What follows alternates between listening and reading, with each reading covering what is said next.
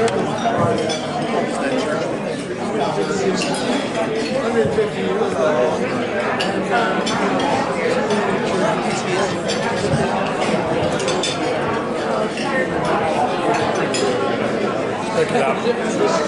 and gentlemen, our speaker is ready to speak. Are you ready to hear him? Okay. It is with great pleasure that we re-welcome today's speaker, Chris Inglis, who last spoke to us in March 2021. He is joined tonight by his wife, Anna. Yes. Chris is a graduate of the US. Chris is a graduate of the US Air Force Academy, where he studied engineering mechanics, and also holds graduate degrees from Columbia, Johns Hopkins, George Washington University, with special emphasis on computer science. After serving in the Air Force in many places in the world, in 2006 he became Deputy Director of the National Security Agency, and in 2015 became Professor of Cybersecurity Studies in the US Naval Academy, from Air Force to Navy. In July 2021, he was appointed United States National Cyber Director, which position he held until 2023. Over the years, he received many significant awards, and it was recently announced that he will be the 2026 recipient of the William Baker Olive Award in honor of her extraordinary contributions to U.S. intelligence and national security.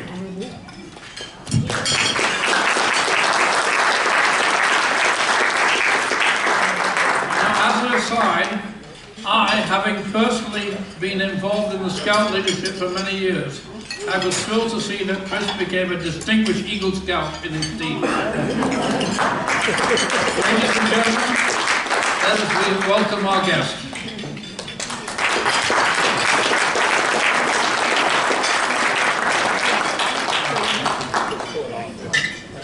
Thank you for that very generous welcome. I'd say two things about that resume. One, I'm older. I should have done a lot of things. And two, that business about an Air Force officer at the Naval Academy, no offense to anyone in the room, it takes an Air Force officer to raise a man. Turns out Anna and I have 3 children, one of whom graduated from the Naval Academy, so it's literally true. Literally true. So thanks, it's a delight to be with you. Thanks very much for accommodating my schedule. I was over in D.C. all day. I'm telling people my other choice was to spend the evening in D.C. This is a far better bet.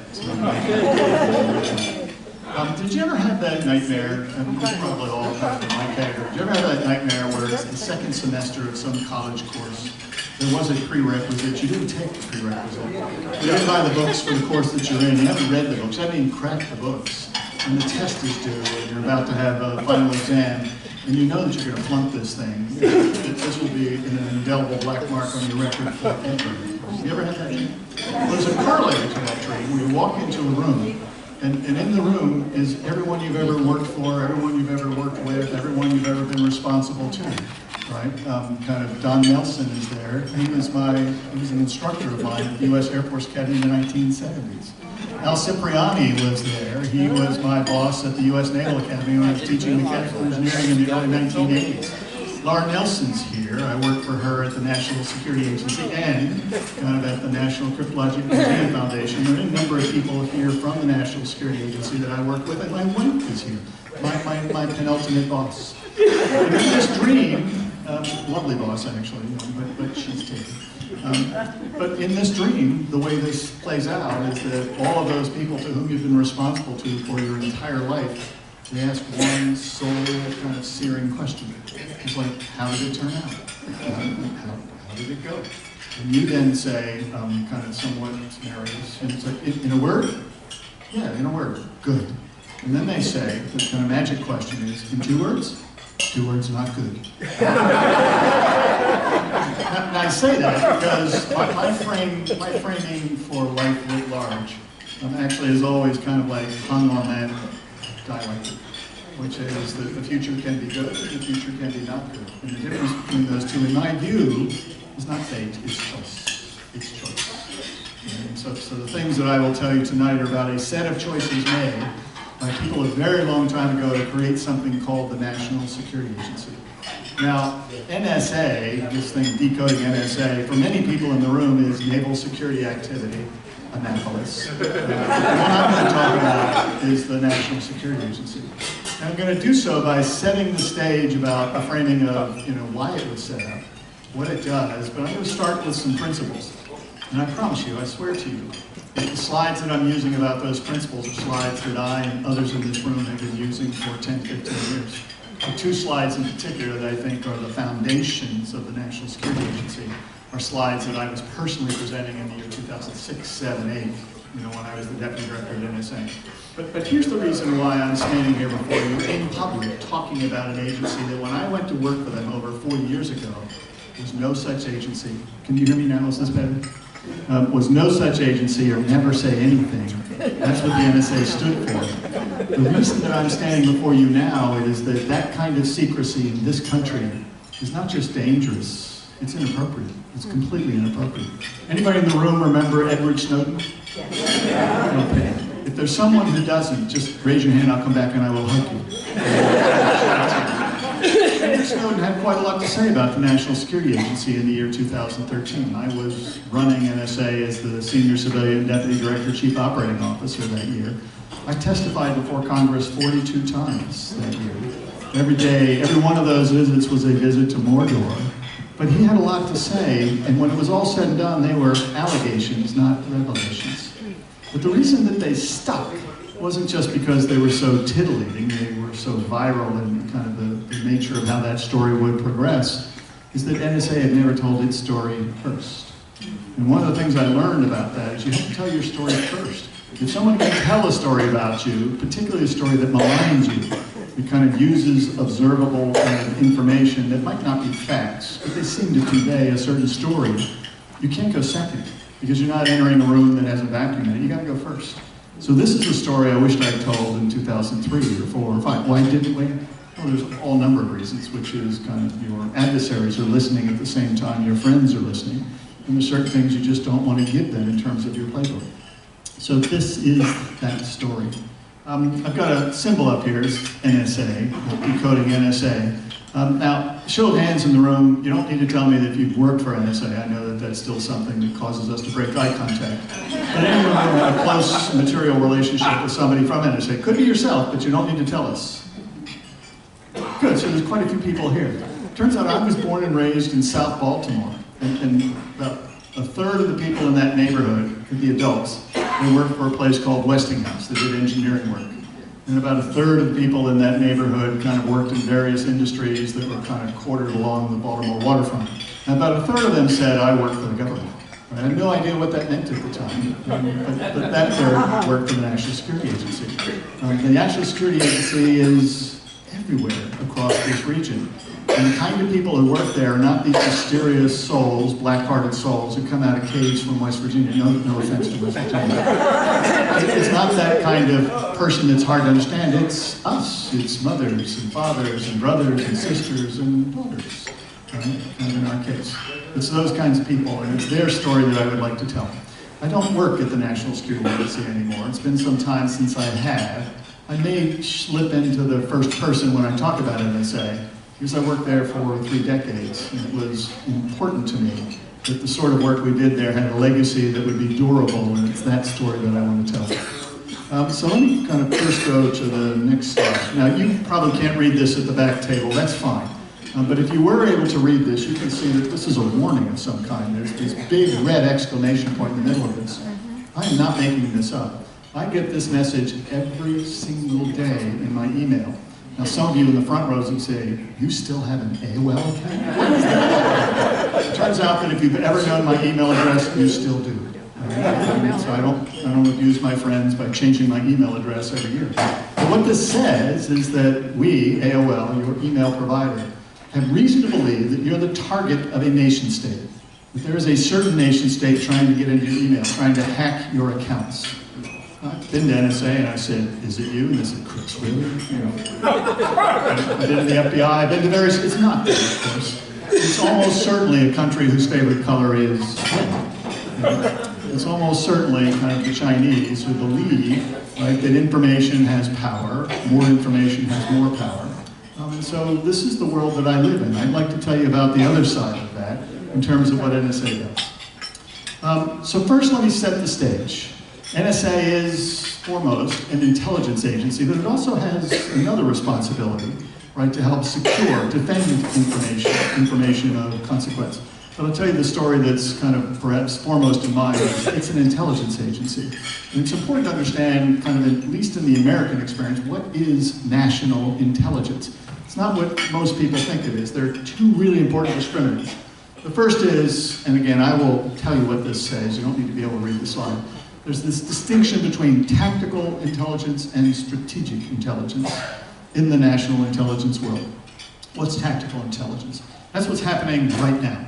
Such that if you're supporting a team that's engaged in combat, if you're supporting perhaps an ambassador who's trying to negotiate something with an adversary, competitor company, you tell them right now what's actually kind of true about the disposition of the thing that they care about. Whether that's adversary forces, whether that's the negotiating position of the party that they're dealing with, but it's tactical, it's transient, right? Its value is kind of fleeting.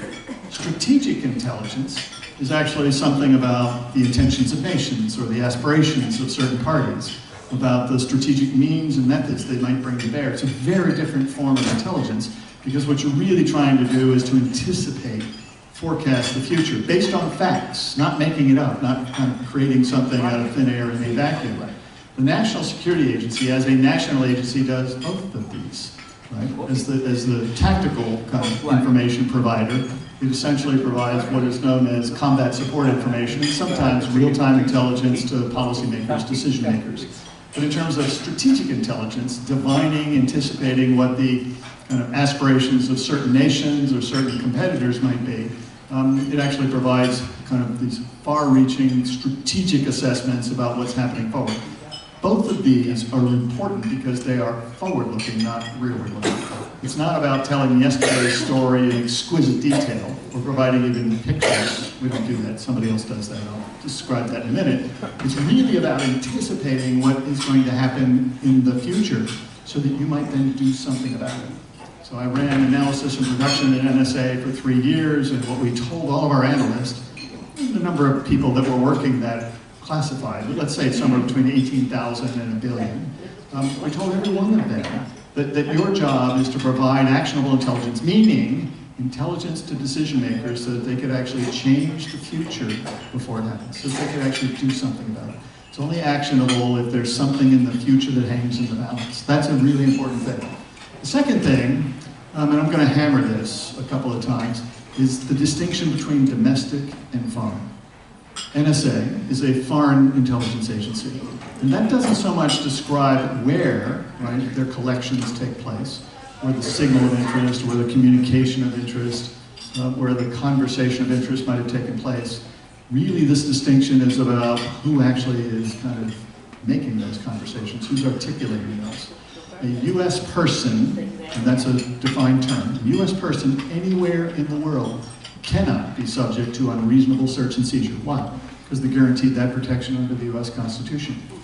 Taking their communications, the content of their communications anywhere in the world is a violation unless you have probable cause. Unless you've been to a court and said, I have reason to believe, a probable cause reason to believe, that this person is either a member of a foreign terrorist organization or an agent of a foreign power or engaged in some criminal activity, and therefore, and only because of that, subject to intelligence collection. That means that the national intelligence proposition can only be focused on legitimate foreigners. People who do not have the right to live in the United States, people who are not now in the United States, people who are not green card holders, people who are not citizens. Reverse that. And every citizen, every U.S. person, every person who has the right to be in the United States or who actually is in the United States at that moment in time cannot be subject to a national intelligence collection. Then I'll come out later an example that I will give. Domestic collection, of course, is just the opposite. Right? If you're then subject, right, to the interest of the government and you have domestic status, then you're not going to be subject to the interest of a foreign intelligence organization. You'll be subject to the interest of a law enforcement organization, perhaps the FBI, perhaps someone who kind of sends you an email that says, hey, I need to have some information about you. But all of that collection needs to be done in the normal and traditional way, which is with your consent, with your knowledge, or with a probable cause standard that is actually effected by some court of law. That distinction is really important for NSA. The way that actually then looks is it actually tries to support, right, this, which is the preamble of the Constitution. Now, I'm not a history major. Don Nelson, notwithstanding his best efforts at the Air Force Academy, I was a mechanical engineering major. But here's what I have learned about history. If you read the American Declaration, right, the American Declaration essentially says we have government. Sorry for kind of a bastardization of that, but it's really a screed. There's some very eloquent language right up front, but the rest of it is all the reasons why we think King George III has done us, kind of a dirty deed, right? And so anyone who read that, some kind of disinterested party who read that, would then be shocked, stunned, and amazed to realize that 12 years later, a dozen years later, we came up with this thing called the Constitution, which essentially in kind of broad frame says, we have reluctantly come to the conclusion we need a government. Right? And it starts its articulation of what that government will do with this, which is the preamble to the Constitution, which establishes the purpose for which the government exists.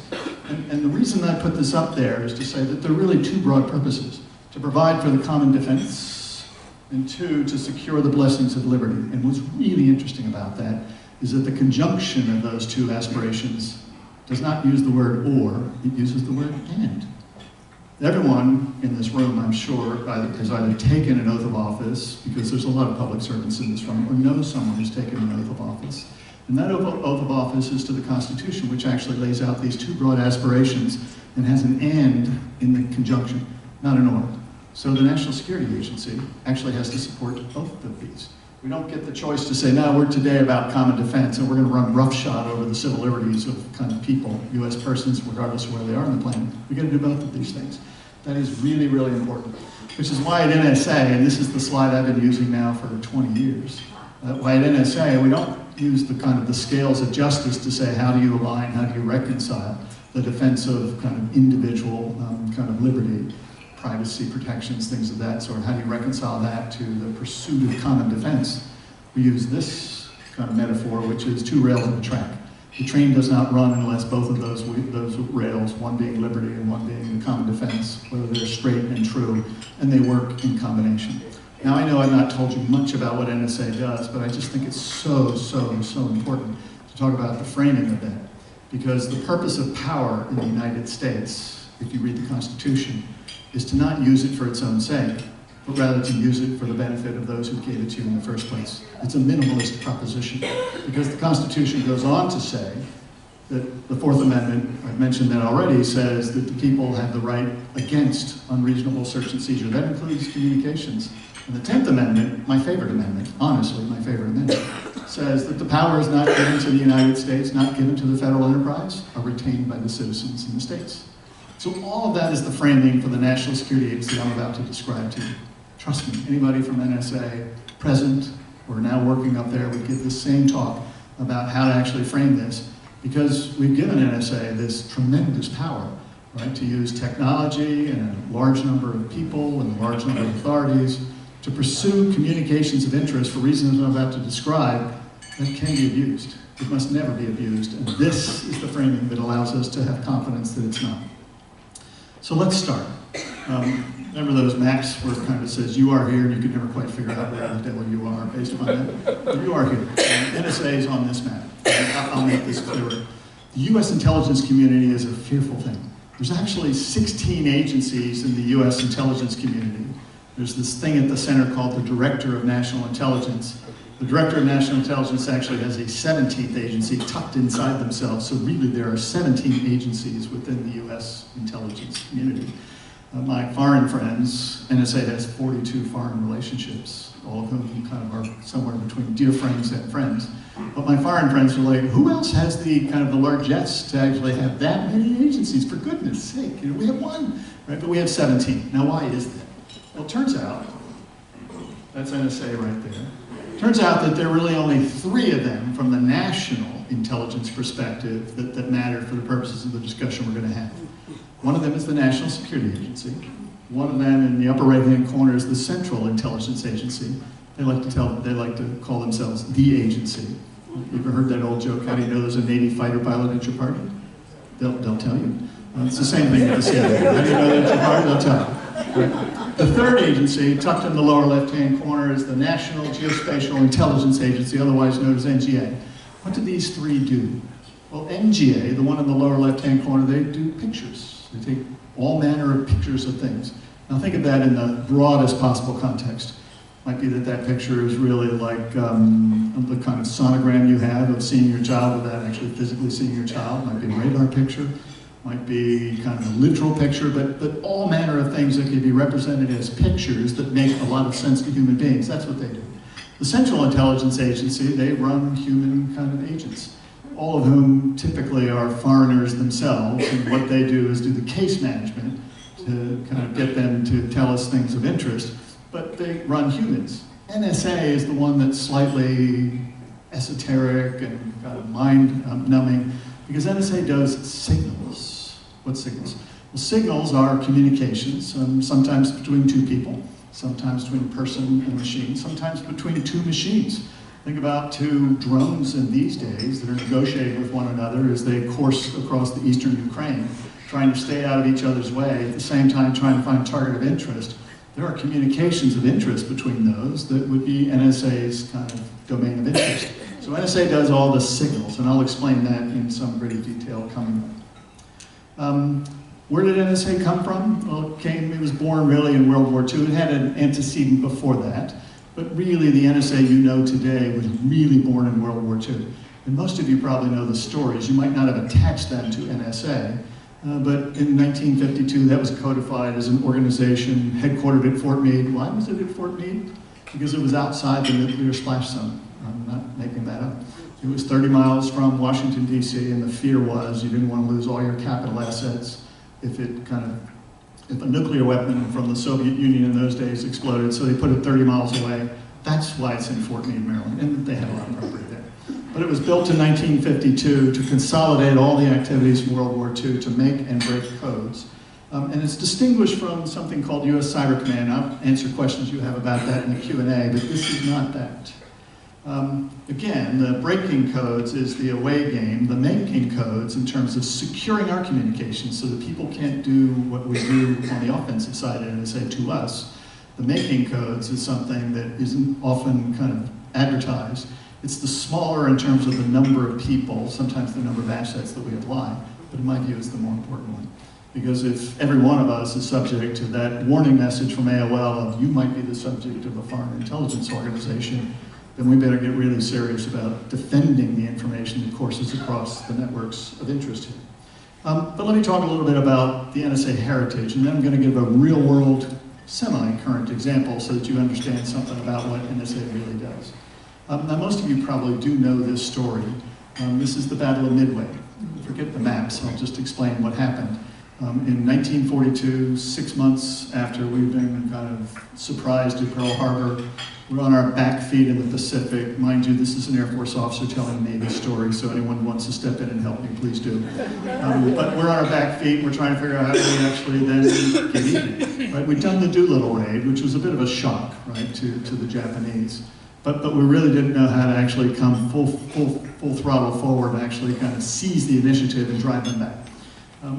Cryptographer, that was somebody who would have worked for NSA in the day, despite the fact that it wasn't named as such for another, say, 10 years after that.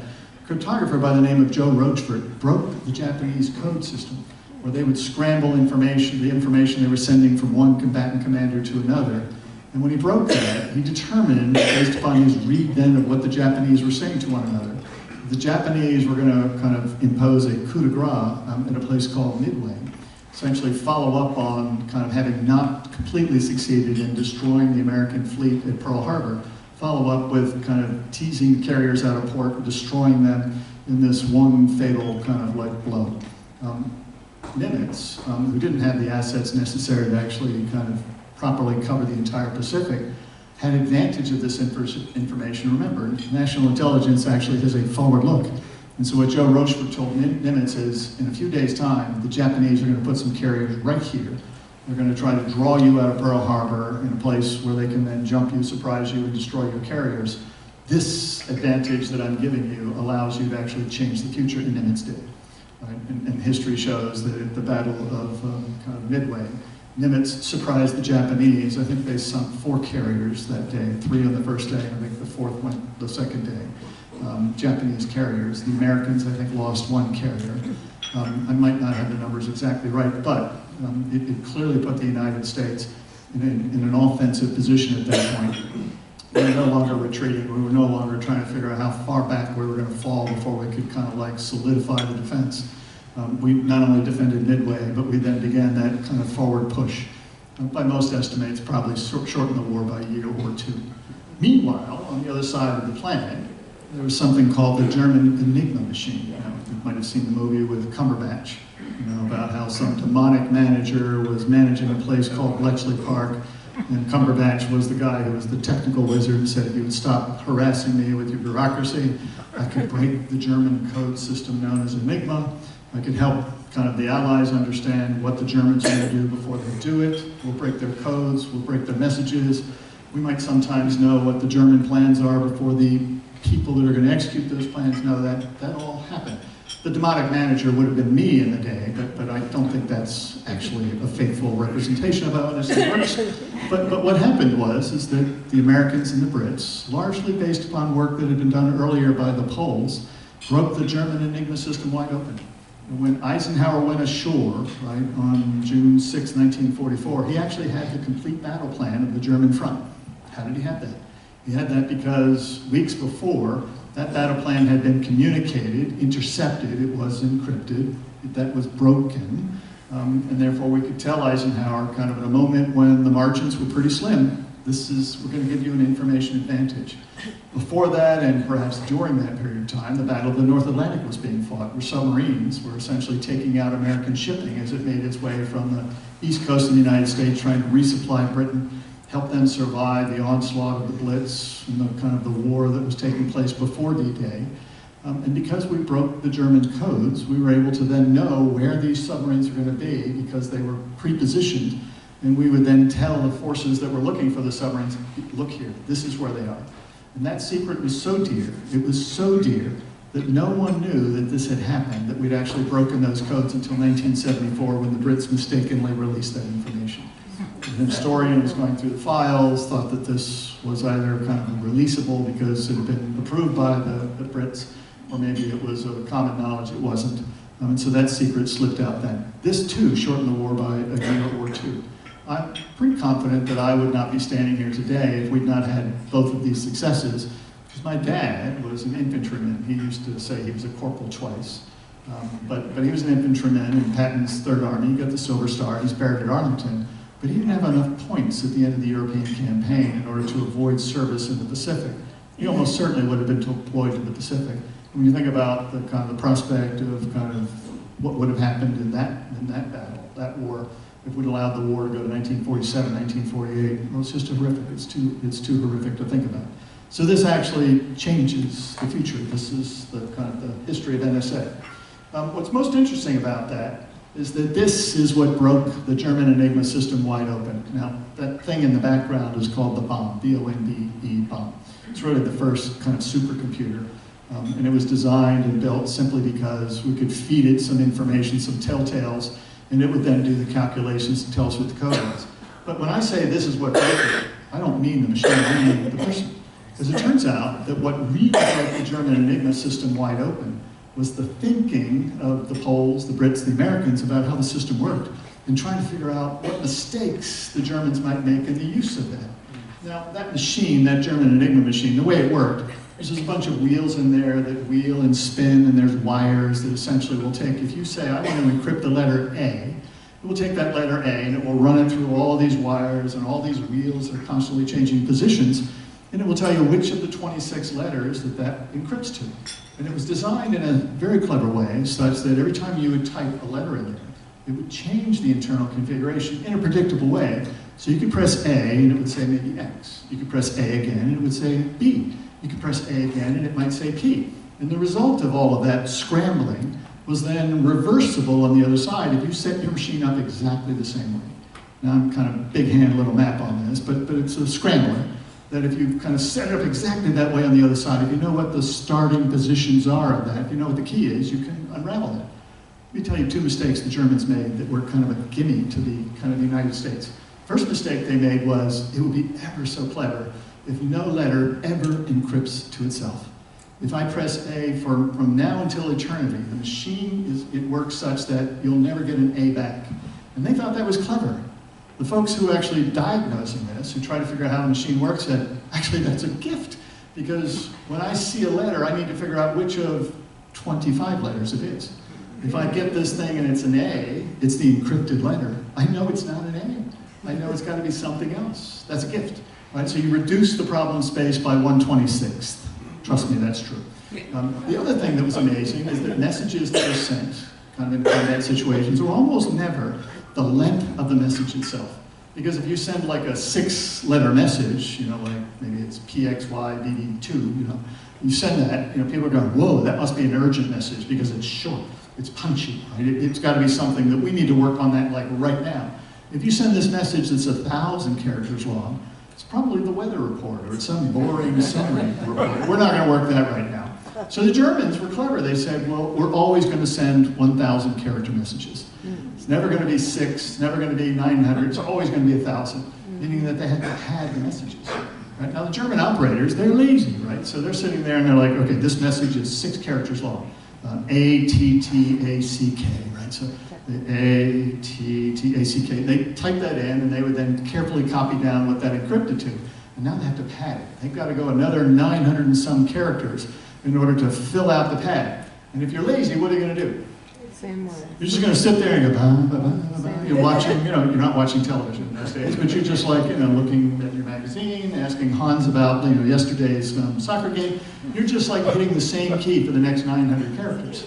So now you intercept this message, and you're the first person that has to decrypt it. Do you start at the front? No, you start at the back of that message, and you now go from the back of the message all the way into that message, and what are you looking for?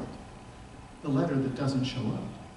The letter that doesn't show up is almost certainly the pad. It's the one that lazy German soldier was just like typing again and again and again. It's a fairly safe bet that if there was a letter that didn't show up in 900 characters, that's the pad. And you then could see what it actually encrypted to. You could get some sense as to what the underlying configuration might be. There were German soldiers who would use these machines and they'd always start with, hey, this is Hans coming to you from Berlin. Thank you for that. If you do that faithfully every day, we'll ensure you're never attacked. You need to stay on the system. The Italians would encrypt kind of things that the Germans would send out. The Italians would use their own system. The Germans would send out the same message using the German system. We could break the Italian system, as the Brits say, with a pint of beer, a long pencil, a long pad of paper. We then know what the Germans are about to say. All of those were cribs. All of those were insights into that. All of that was about the human dimension. Because if the Germans had used that system the way it was intended to be used, that computer could have spent the age of the universe and never successfully broken the machine. Turns out the United States had a very similar system and never made those mistakes, at least in World War II. So that you might argue that the war having been shortened by our ability to break the German system, the Japanese system, it was further shortened because at that moment we didn't have the logistics or the wherewithal to actually stand on our own 2 feet, kind of reeling in the aftermath of Pearl Harbor. We could defend our communications and make sure what meager resources we could impose on others were never going to be intercepted. So let me give a more current example. Does anybody know what an improvised explosive device is? Sir, what is that? Well, it's a car bomb or a road bomb, handmade usually by insurgents somewhere. Exactly right. An improvised explosive device was the scourge of the Iraq war, where the insurgents, who had ample access to dynamite, TNT, C4, all manner of explosives, and ample access to kind of targets of interest, would take those explosives, kind of put some sort of a trigger mechanism on that, insert that somewhere, and then stand back and blow it up at a time and place of their choosing. In about 2007, when the coalition of 14 nations decided that we needed to go back into Iraq because it had come apart at the seams, right? We kind of broke Iraq, and it became manifestly visible that that was true in 2004, 5, 6. We decided to send 30,000 troops back in 2007. They were about to go back into the maw of an insurgency that was using these improvised explosive devices. And the way it really worked, I brought a prop, so I promise you that nothing in this is actually dangerous, though it might look like this. When I went through the gates of the National Academy of Sciences today, my one fear was they were going to exercise their right to search the car. And I thought, how am I going to explain this? Because what I had in this valise was this. Right? Now, what this really is, I swear to you, this is like 3 pieces of PVC spray painted black with some wires sticking out of it, just to make the point that this would be one of those pieces of explosives that kind of some insurgent in 2007 would stick somewhere and blow it up. Now, what's missing from this is the trigger. The trigger in those days was something like this. Anybody recognize this? You might still say something. It's what's called a second-generation telephone. This doesn't have a screen on it that you can watch kind of playing piano and things like that. But it works, right? And the way this works is that this phone will kind of, when you turn it on, find some local cell tower and say, I'm here. There's a negotiation between the cell tower and this phone. And at that moment in time, this becomes something that can receive a call if somebody knows what the number is. And if you're clever, you could attach it to those wires and use it as the trigger. Right? So the insurgents said, we're going to be ever so clever. Now remember the Germans. We're going to be ever so clever. We're going to use these phones as the trigger. We're going to attach it to these wires, put it in this case. We're going to put it over here in a place where nobody would expect it. It's a pretty innocent looking case. And then I knowing the phone number, the insurgent knowing the phone number, I can stand back and at a distance of 5 meters or 500 kilometers, I can blow that thing up by simply dialing the phone number. And without giving this challenge, they essentially were saying to us, good luck with this, because we're going to use phones that have never been used. We're going to buy something called a SIM card. That's the guts of the phone. That's that little disc or that little chip you used to put in there. We don't do that anymore, but in the day. You'd buy a chip. The chip actually had the kind of the communications details on it that would allow you to connect to some cell tower. So they'd say, we're going to buy one of those in a market. We're never going to use it. We're going to stick it in that phone. And therefore, the bomb has a number that has never been seen. It's never been attached to a terrorist network. So if NSA is figuring out who all the terrorists are, and we're looking for those telephone numbers to see whether or not one of those is out there on the field of play, never see it. And they thought, ever so clever, they'll never find us. You're looking for a number whose number you don't know. So NSA was asked, as we are in a number of situations, can you help us find those improvised explosive devices? Now, hold the story for a minute. Remember that kind of summer of 2013 when I was testifying before Congress? And every day was a day in Mordor, 42 different times. I was asked in the middle of one of those, one congressman, nobly intended, said, I'm told you collect a lot of information. That's true. I didn't actually kind of polish my lapel at that point, but that's true. And I understand that in some cases you collect the entire communications of a nation state. And that was also true, right? But not in the ways that kind of the malicious kind of thinkers might have thought. Hold that thought for a second. So let's go back to this story. How would you find an improvised explosive device in Iraq, given the mistake that I just told you the Iraqis made? Now, I didn't tell you what the mistake was, but I did. I told you what the mistake was. What's the mistake that they made? While you're thinking about that, anybody here have a cell phone? Hold it up. Everybody hold up your cell phone. Those of you who aren't actually using it in the moment, hold it up. Anybody have any kind of cell coverage at the moment? 1 bar, 2 bar, 3 bars? 2? Anybody have no bars? Trust me, everyone in this room who has a cell phone, you know, the telephone company knows you're here. Everyone who has a cell phone, the telephone company knows you're here. As the Marines say, when the enemy's in range, so are you. Right? So the fact that your phone says there's a tower that will receive my phone call or give me the phone call that's coming in, that tower knows you're here. Now the tower for this particular place, if you know where the intersection of Route 2 and Route 50 is, just about a half mile from here. You ought to all have about 2-3 bars, but that tower's right over there. And it has reached into this room, or better yet, your phones have reached out to that tower, and they've established a handshake. Such that when you walked into this room, every one of your phones registered with that tower. Your tower, that tower knows you're all here. That's part of the secret here. Right? So it knows you're all here. So why would it do that?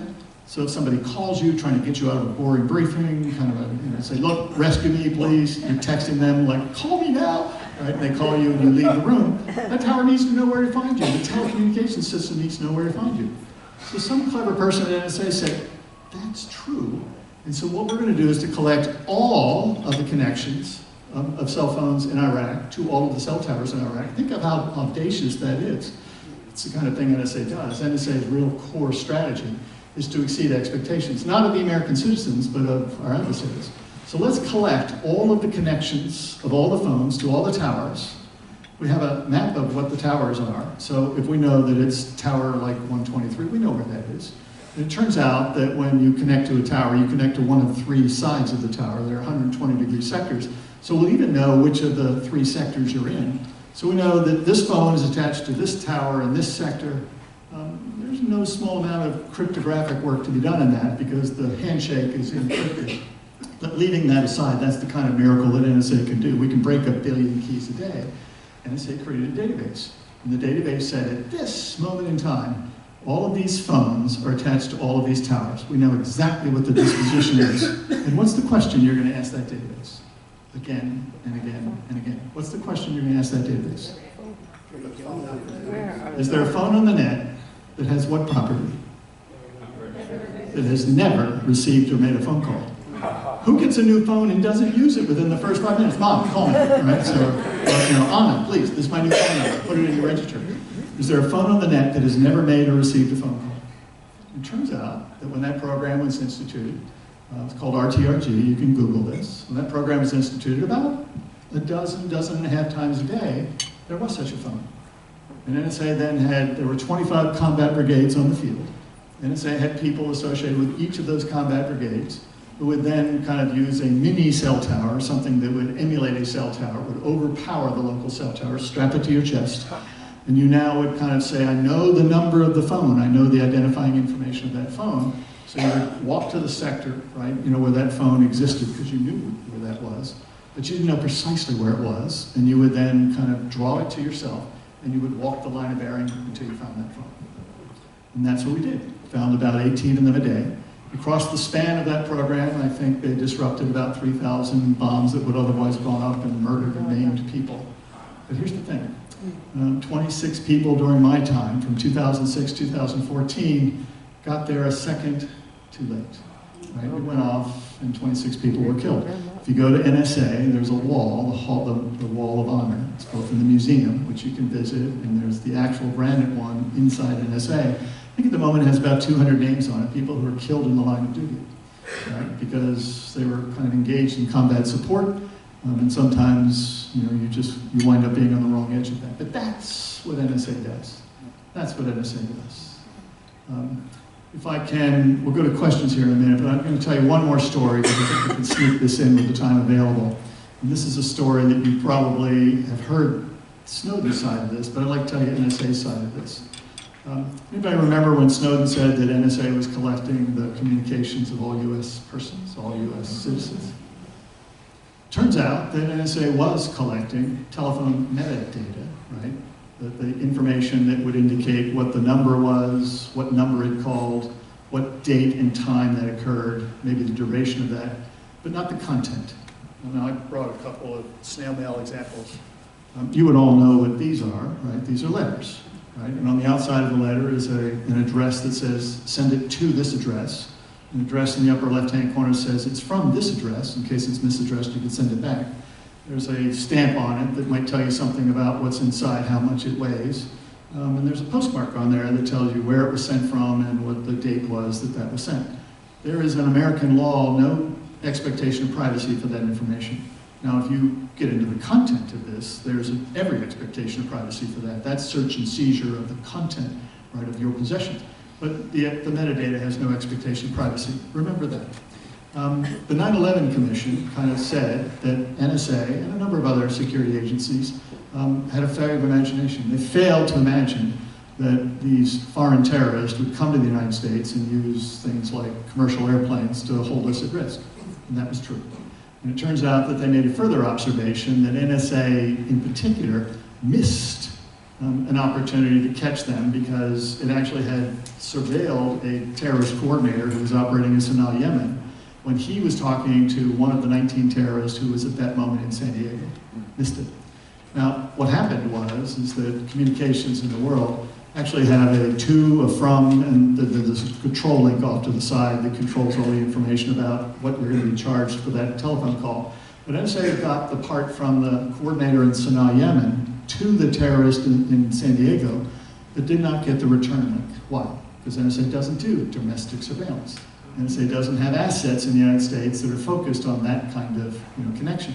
Anybody know who Gladys Knight and the Pips is? This is an older crowd. Right, so we're listening to the Pips. We have no idea what Gladys is saying.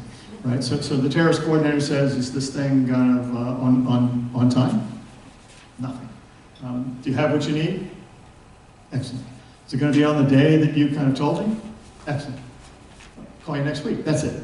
And because NSA, along with a number of other organizations, knew that there were active plots in the Middle East, we simply assumed, it was a fair imagination, that this was a furtherance of that plot that was going to take place literally in the Middle East. Missed it. So the program, the report, the 9/11 report said, you need to fix that.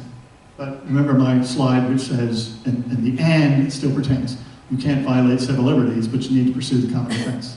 So the strategy NSA came up with the full concurrence of federal courts and the Gang of Eight, right, kind of on the Hill, and all of the policy chiefs right across the executive branch was, we'll collect the telephone metadata out of the United States. We know who the 60,000 terrorists are. This is like circa 2001. We know who the 60,000 terrorists are at that moment in time, associated with groups like Al-Qaeda, Hezbollah, Iran. We know who they are. We know what their contact information is, what their telephone numbers is, what their email addresses are. And so we'll collect the numbers that call in, the numbers that call out. We'll know the duration of that and the date that took place on, such that if we detect a crossing of the scene between those 60,000 numbers and something in the United States, we'll then know that there is probably a threat into the United States. Now, such was the concern that NSA had that would be perhaps too much of an incursion into US person privacy. Again, it's just metadata. That they further restricted the program to where you could collect the data, but you could only query the data if you had high confidence, reasonable confidence, that there was in fact a plot and that it involved one of those 60,000 terrorists. So in all of 2012, the year before Snowden came out, we checked the database 288 times. There were 13 hits. In 12 of those hits, when we told the FBI that there was a hit, turns out the phone had roamed outside the country. It was associated with a US person who was actually an active member of Al-Qaeda, and the phone was actually legitimately in contact with one of the 60,000 terrorists because they were up to no good overseas. One of them was actually in Denver. NSA didn't know that. The FBI figured that out.